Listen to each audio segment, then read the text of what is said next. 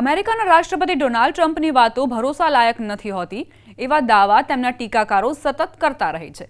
પરંતુ હવે તો એક ઘટનામાં એવું જ સાબિત થતું હોય એવું લાગી રહ્યું છે. કારણ કે હમણાં સુધી ટ્રમ્પ એવો દાવો કરતા હતા કે તેઓ શક્તિશાળી ટોમહોક મિસાઇલ યુક્રેનને આપશે. જ્યારે ઝેલેન્સ્કી આ મિસાઇલ માંગવા માટે ગયા તો ટ્રમ્પે ઘસીને ના પાડી દીધી. અમેરિકાના રાષ્ટ્રપતિ ડોનાલ્ડ ટ્રમ્પ અને યુક્રેનના રાષ્ટ્રપતિ વોલોદિમીર ઝેલેન્સ્કી વચ્ચે 17 ઓક્ટોબરે વ્હાઇટ હાઉસમાં મુલાકાત થઈ. આ મુલાકાત અત્યંત તણાવપૂર્ણ રહી. ફાઇનાન્શિયલ ટાઈમ્સમાં પ્રકાશિત અહેવાલ અનુસાર, સૂત્રોના જણાવ્યા અનુસાર, આ બેઠક દરમિયાન ઘણી વખત ઘોંઘાટ અને આક્રમક ભાષા જોવા મળી, જ્યાં ટ્રમ્પે રશિયાના રાષ્ટ્રપતિ વ્લાદિમીર પુતિનની વાતોને લગભગ હુબહુ દોહરાવી. દાવા પ્રમાણે ટ્રમ્પે ઝેલેન્સ્કીને કહ્યું કે જો યુક્રેન રશિયા સાથે સમજૂતી નહીં કરે તો પુતિન તમારો નાશ કરી દેશે.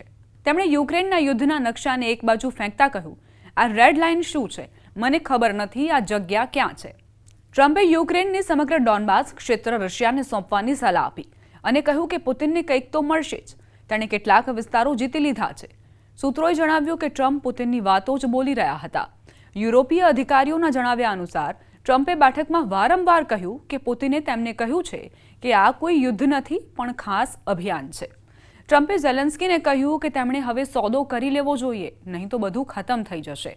બેઠકમાં હાજર એક યુરોપીય અધિકારીએ જણાવ્યું કે ટ્રમ્પ તે જ વાતો કહી રહ્યા હતા જે પુતિને એક દિવસ પહેલા ફોન પર તેમને કહી હતી.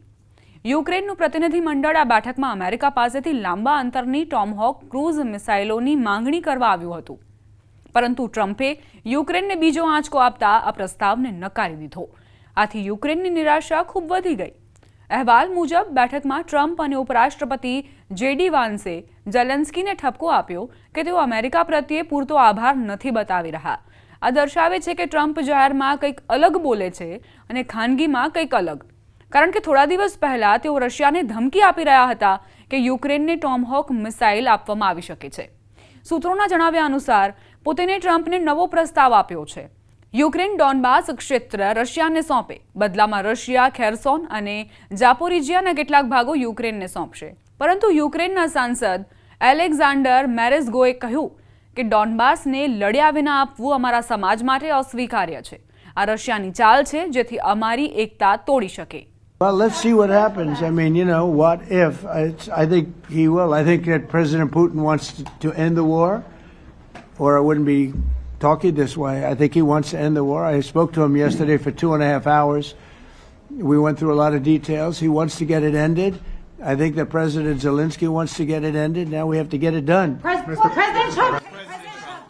Thank you very much for your question. First of all, I think we need to sit and speak. The second point, we need ceasefire. Even now, you see in the Middle East, it's very difficult to hold ceasefire. Everywhere, in every war, it's very difficult. We want peace. Putin doesn't want. That's why we need pressure on him. We will speak with President today what we need. We understand what we need to push Putin to negotiation table.